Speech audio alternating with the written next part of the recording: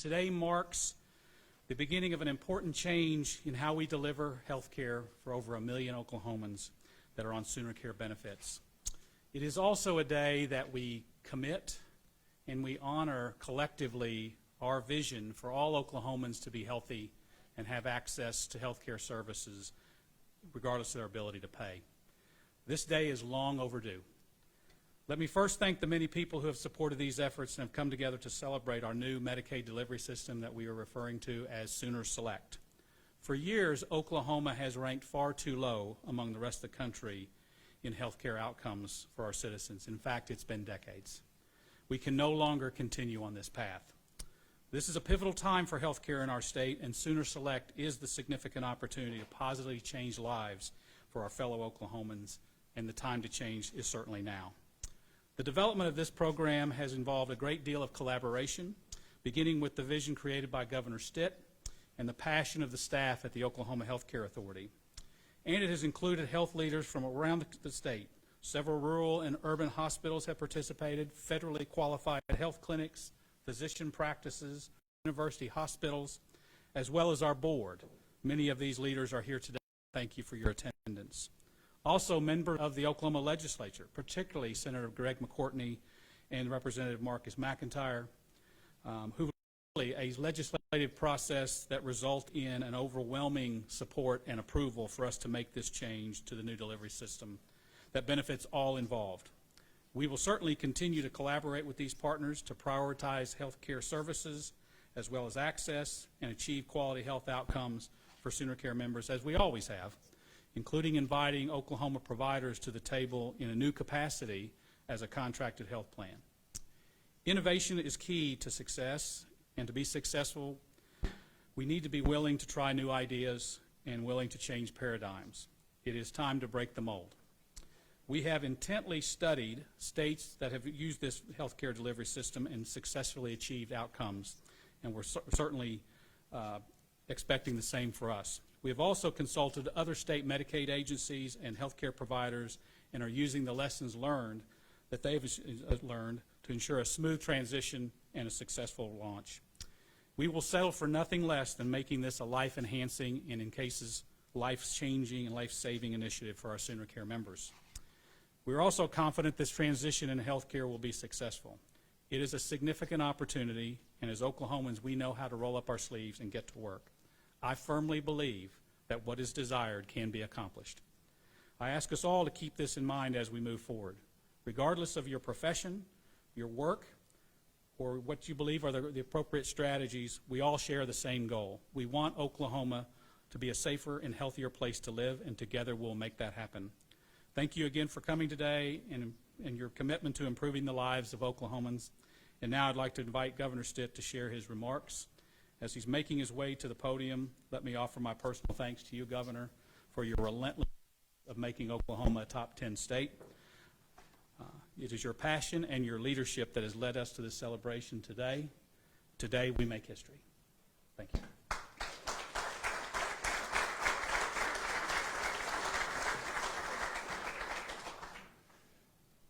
How you doing, Nuttall? See you. Man, it's great to be here in Norman Regional, my hometown of Norman, Oklahoma. So it's just great to see all my friends here and come back down here this morning. You know, like Corbett said, this is really a fantastic day for the state of Oklahoma. As we're going to celebrate a new healthcare delivery system called Sooner Select, and Kevin Corbett, our Secretary of Health, has done an amazing job, and I cannot let Oklahomans know how important he was and he is to getting this across the finish line, working with all the providers, bringing all of the different groups together to make this day possible. So, Corbett, it could not be done without you, and I want to give him a big round of applause, everybody.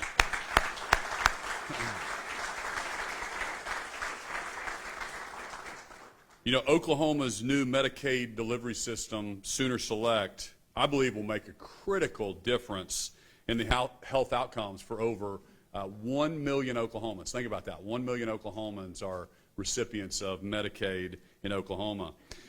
as we talk about it all the time, I have a vision to make Oklahoma a top 10 state in everything that we do.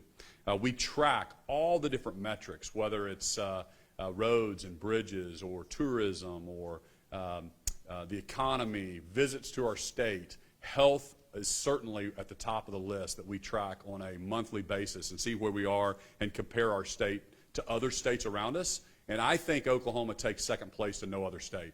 If they can do it, we can do it. And so how do we get there? For far too long, I believe our leaders, we've been a little bit complacent with mediocrity. And enough is enough. When Medicaid expansion was put into our Constitution in the summer of 2020, I knew we needed to reassess how we deliver health care in our state. That's why I called for this new system, to make sure Oklahoma was getting the dollars from the federal government that we needed to provide the best care in the state of Oklahoma. In 2021, I asked the legislature to join me in the commitment to prioritize access and improve the way we provide health care in the state of Oklahoma. We need to focus on outcomes, not just paying invoices in our state. I was so glad to sign Senate Bill 1337 and Senate Bill 1396 this year. And I want to thank my partners in the legislature for getting that across the finish line. We would not be here without their support, their diligence. Representative McIntyre, thank you so much for your leadership and bringing the people together as well. And Senator McCourtney has done an amazing job. And there are the two people in the House, the Senate, that we look to for policy regarding health care. So I truly believe Oklahoma is the right place to raise a family, to start a business. We have everything that we need here in Oklahoma to be a top 10 state. And that starts with health care today. I'll never stop working to improve the quality of life and the quality of care in our great state. I appreciate everyone in the room who shares that passion, and I know you do in the healthcare profession, and I cannot thank you enough for everything you've done over the last couple years. I know you specifically, your industry has been on the forefront as we fought COVID and as we kept Oklahomans safe for the last couple years. So thank you again for being here today. And now I want to pass it off to Richie Splitt, the President and CEO of the Normal Regional Health Center. So Richie, please welcome him.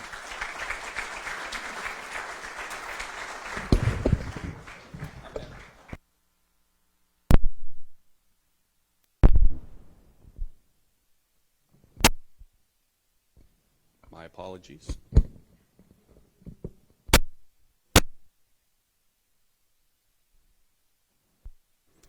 So thank you, Governor Stitt, for your introduction. And it's an honor to have you and Secretary Corbett and our distinguished guests here today. What's that? Okay.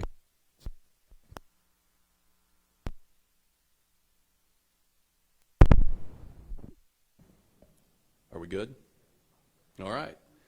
So again, thank you. I really appreciate you all being here, and thank you for choosing Norman Regional to launch this new and innovative program on this historic day. As you described it, it truly is a historic day. And we are excited to be a part of this launch, that this program is sure to make a positive impact on the health outcomes of Oklahomans. And I know it's a goal of yours, Governor, to make Oklahoma a top 10 state.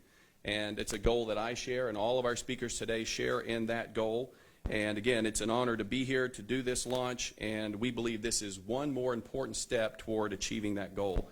My name is Richie Splitt, and I am honored to serve as the leader of Norman Regional Health System and the more than 3,000 employees who we all call healers. Norman Regional serves people from across the state of Oklahoma, especially in the south central part of Oklahoma. And our health system includes 3 main facilities in Moore and Norman. It includes multiple physician clinics, as well as health and wellness care, digital virtual care, and an MSTAT ambulance service. As you've heard from the Secretary himself and from Governor Stitt, health care today is changing, and it is changing rapidly. Both in our state and across our country, we are seeing those changes. Happily, I can report that Norman Regional Health System is changing right along with healthcare in America. And we are doing that by joining to this model that we are talking about today, Sooner Select, and the care delivery that's about to occur in the state of Oklahoma. Our changing involves physical expansion of our HealthPlex tower. We're adding a new patient bed tower, expanded outpatient services, a new state-of-the-art cancer center, and likewise, in about 120 days or so, we will be opening a brand new freestanding emergency department that includes services like primary care, specialty care, lab services, imaging services, physical medicine, and mammography. And finally, Norman Regional Hospital, the place we're standing in today, this very location will be transformed into what we're calling a health village. It will include a brand new adult behavioral health center located on this campus, and the City of Norman's Senior Wellness Center, and more to come as well. And why is that important today? It's important because the transformation of Norman Regional is a tangible example of what healthcare will look like in the future. Norman Regional Health System is modernizing the way that we deliver care, and these expansion projects, these new locations, digital virtual care is a reflection of those changes. It allows us to grow our community outreach and to further empower and inspire people to live healthier lives. Access to care is important to Norman Regional, and it's important to all Oklahomans. This new Medicaid delivery system that is called Sooner Select will further increase access to care. Sooner Select will effectively remove many of the barriers that have long impeded the delivery of continuous high-quality medical care to our most vulnerable citizens. During the pandemic, our doctors and nurses, they saw firsthand the consequences of delayed and interrupted care and treatment. As a result, we more clearly understand the importance of seeking medical attention early and receiving continuous medical care and for those chronic conditions that plague many of our residents.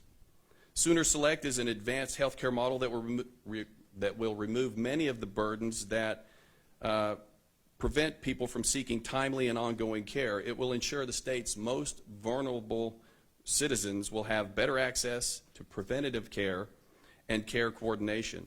Sooner Select has been designed specifically to empower and inspire people to live healthier lives.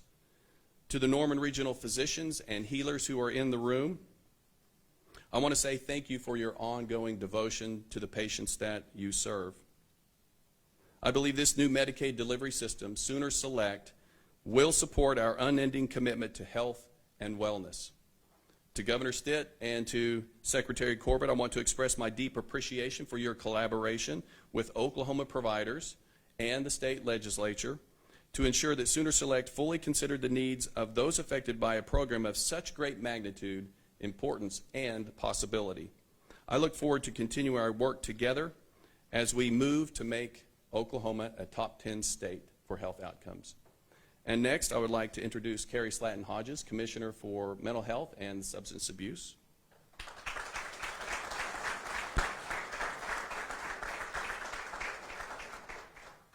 Thank you. You know, one of the first things that Governor Stitt talked about when he took office was that it was incredibly important to move the needle on health outcomes in our state. As a state, we have had issues around high rates of obesity, high rates of heart disease, high rates of diabetes, high rates of cancer. And he has said over and over, enough is enough. I feel like that is so incredibly important that he has set the needle and the course for all of us to imagine the unimaginable. Now, sometimes I'm asked, why does Oklahoma have such high rates of mental illness and addiction? Because we do as a state. And I'm always,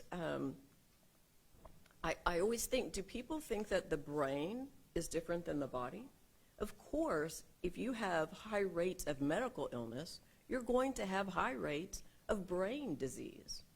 And so one of the huge opportunities that we have with this move forward today is to ensure that regardless of where a person goes to receive care, that we are looking at that individual in a holistic way, that we are looking at how any illness they may be experiencing that we think of as physical is affecting their brain, and that we are looking at anything that we know is a brain illness and how that is affecting their body. There's a tremendous amount of research that shows us over and over that these are interconnected. And so as a state, we must improve our health outcomes.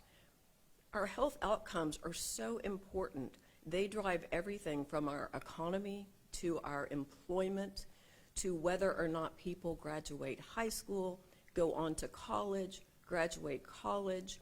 It affects each and everything that we do. So I'm very proud today that we are looking to be as innovative as possible, to weave together provider partnerships with nonprofit partnerships and government partnerships to ensure that we're taking a look at whether what we're doing is having the very best outcomes that it can. And if it is not, we're going to change that. My goal is that any time you walk into a health provider, whether that be your dentist, whether it be an emergency room, whether it be a medical provider, that they are asking you questions about your brain health as well. Because the earlier we can start to treat those issues, along with your physical care issues, the more productive, the better quality of life, and the better outcomes we're going to be able to see.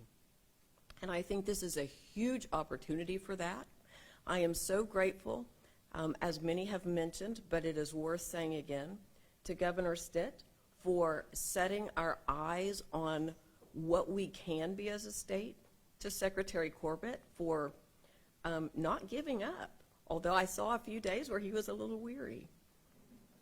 And for Marcus McIntyre, who has the importance of physical health of Oklahomans has been at the forefront of everything he has done since he stepped to his office. So thank you for that, Marcus. Representative McIntyre.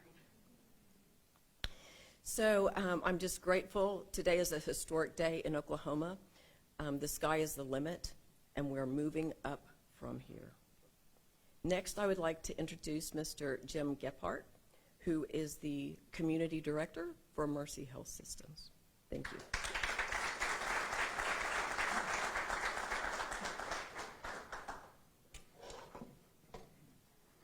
Well, good morning. It's truly a pleasure to be here today, and as others have said, this is a very exciting day for those of us in healthcare. I do want to express my appreciation to the many people who have played a significant part in what has taken place here. First, I want to thank Senator Greg McCourtney, Representative Marcus McIntyre, Secretary Corbett, the Governor, Governor Stitt. Thank you so much for your work. The staff at the Healthcare Authority, they have labored hours and hours and hours in putting together different versions of this, and we're very grateful for that. I'm also grateful for hospitals, physicians, and patient advocates across our state who have worked together, who have cooperated in delivering what I think is going to be something that's transformational for our state. Improving healthcare is what we're all about. It's what most healthcare organizations focus on every single day. This allows us to do that at a higher level.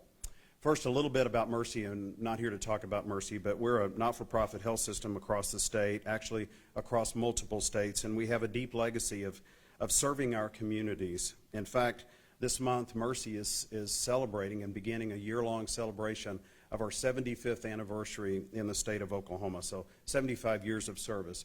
So we're not new to the table here, and we've been trying to accomplish these things for a long time.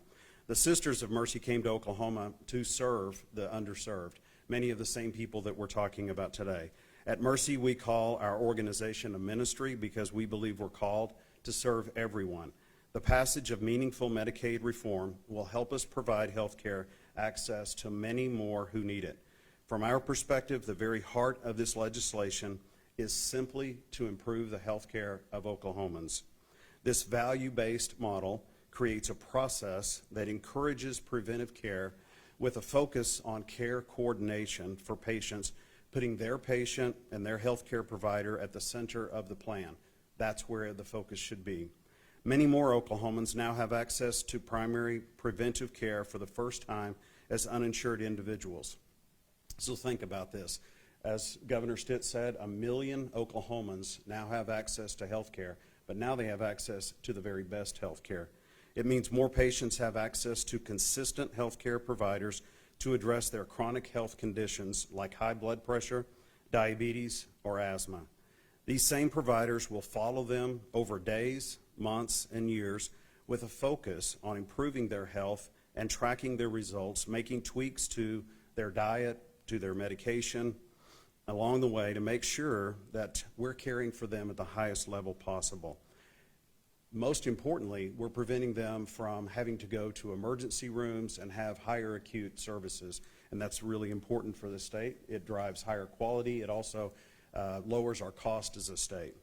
They'll have access to new services as well, like nurse navigators who will be available to answer questions and provide a care plan specifically for them. Resources like a diabetes educator to help them understand their condition and exactly how they can manage that.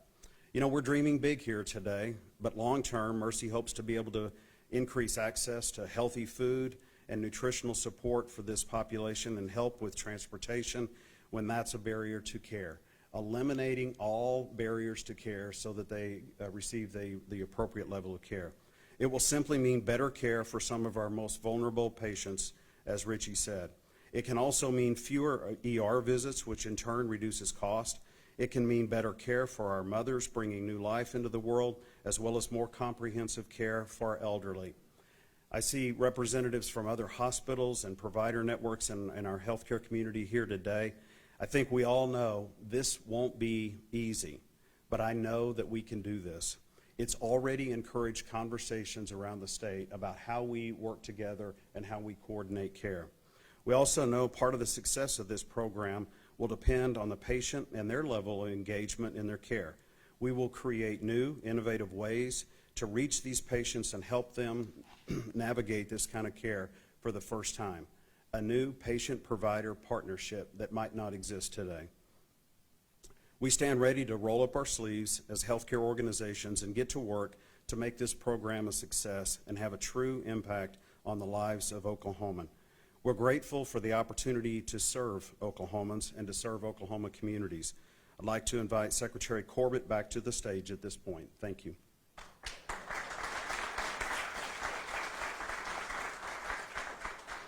I think we have some time for some questions. I'll ask the speakers to maybe join me here at the podium to be able to address any questions that are raised.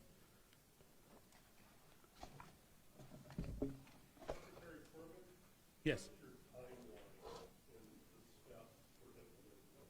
Yeah, it's a process, as we've talked about before. If you look at the legislation, our intent, with all practical purposes, is try to have this launched by October of '23. There's a lot of steps that have to go involved in that, including our federal partner, that being CMS, to go through the approval process. So we're going to work as swiftly as we can, but really thoughtfully to make sure that this is a successful launch.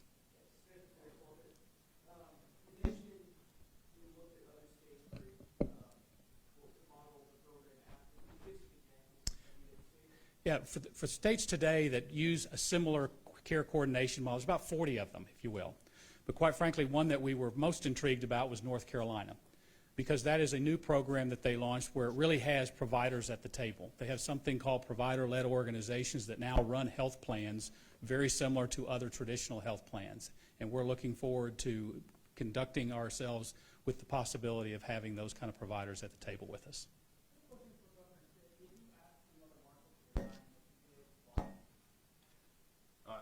I have not spoken with Gino, and Gino has done a good job, and wish him the best. And I got notified of his resignation, I think yesterday or the day before. Governor Stitt, last year there was some back and forth over the state, concerns about the state having control. Or, I apologize. Who's giving you your questions? I came up with them myself, sir. Yes, so there was some concern over the providers covering most affordable treatments. Does the state have a mechanism to kind of work that in this plan? I'll let Corbett answer that one. Yeah, I would say if you were to look at the benefit package that we currently provide for our Sooner Care members, it's very similar to other commercial plans. It's pretty robust. We think that we'll have the opportunity to maybe even enhance that through this process. We're looking for partners also to bring some very innovative and value-added programs to the table as we start to this partnership. The general public maybe don't understand what's happening very well, that, if they need a costly medical procedure and they're on Medicaid, that under managed care, that costly medical procedure might get denied. Can you sort of respond to that and assuage those fears? Yes, I can. What I would say first and foremost is there's been some discussions with using words like privatization and outsourcing. The fact is that the Oklahoma Healthcare Authority is accountable and will remain accountable, which means that we will set the criteria and the expectations that all of our partners will follow. We look to utilize partners to extend the capabilities that we currently have at the Healthcare Authority. We will be looking at authorization activities, timeliness of those things, denial rates, but those are all under our control. We are not ceding control to any of our partners. We're just using the opportunity to use the expertise that we currently do not have at the Healthcare Authority through these partners. Do you see the same companies that bid on the contract last time and were awarded the Seniors List contract? Do you see them getting them again this time or bidding again this time? We will go through a competitive bid process. I am hopeful that we will have a lot to choose from, particularly on the provider-led organizations. Again, in the legislation, it was very clear that we will give preference to provider-led organizations, and we hope that we will have a number to choose from. We're not going to be able to select them all because we're not going to be able to need that many partners, but we're hopeful that we'll have lots of choices to choose from. A bit off topic, you mentioned outcomes, health outcomes. I think part of that is people that care for the patients. How would you assess the current state of the nursing staffing for shortages in the state? Well, as you know, I mean, it's been under siege, and everybody in this room would probably acknowledge that. There is actions being taken right now through the what I'll call the ARPA process in terms of making investments in healthcare workforce. It's something that priority for the governor and the health cabinet is to see that those investments get made. We've had some that have been awarded so far. We've got more to do, and we think that's very important, is to have a network of providers. Let's face it, the Healthcare Authority does not provide health care. We facilitate the health care. We look to our providers, which we're very fortunate. We have 70,000 plus providers that serve the million members that we have. But we're going to need to make sure that they are adequate in terms of the network across the states. I guess for the two healthcare executives, Secretary Corbett mentioned the provider-led preference present in the legislation. Do you see Mercy and Norman becoming some of those provider-led providers under the program? So we are evaluating the best way for Mercy to be able to care for the patients in our state. And so it could be in a partnership with someone like Norman Regional. It could be in partnership with other healthcare providers, or it could be with one of the payers that Secretary Corbett mentioned earlier. So we're evaluating our options. I would reiterate what Jim said. I mentioned in my comments that healthcare is changing, and so we're positioned well to plug in, to be supportive, to be in the lead, to do whatever is necessary in order for us to execute this plan, to bring it to fruition, and to really address those health outcomes. So alone, Norman Regional can't do it alone, but we stand ready to be a partner in that process. And Governor, you just made news with Mission SOS. Talk more about this. It's off topic, but it is news today. Yeah, executive order that we signed, safety in our schools, I think that's on top of mind for Oklahomans and for Americans. And so I got with my law enforcement, and we rolled out a 6-point plan, and it was about reassessing and assessing, doing a safety assessment for our schools across the state of Oklahoma, and then new training for our police officers, behavioral training for our teachers. We're going to put some technology in the different schools. So we're excited about the plan, and wanted to make sure that in Oklahoma that all of our law enforcement have the up-to-date training, the equipment that they need, so we can keep our communities as safe as possible. So that was kind of the effort, and the reason I got with the law enforcement, and then on the ARPA process, we want to invest some dollars in our schools and our law enforcement across the state as well. Well, we're watching those and monitoring those. I think the red flag laws are what people are most concerned about, and we want to make sure that there's due process in the state of Oklahoma. So that's what I've said publicly, that we have to have a due process. You don't put your Constitution in the attic on a whim or because someone in Washington D.C. says that they want to take away a right. So we believe in the Second Amendment in Oklahoma. But at the same time, we want to make sure that all of our communities are safe. Last question. Yeah, Governor Stitt, I have a question about Gino DeMarco. Can you tell me how he resigned from the healthcare authority board and so on? Yeah, I'll let Corbett answer that. Did he turn his resignation? He did, yes. We were informed that he was resigning, and you can get a copy of his resignation letter, but it really is about time commitment. He's got other time commitments, and he applauds what we're doing with regards to health care reform from a Medicaid standpoint, but he didn't simply have the time to be part of the transition and the transformation process. Okay, what we'd like to do, if we can, for all the healthcare workers in the room, if you join us for a picture out in front, we'd love to participate with us on that. So thank you very much for today.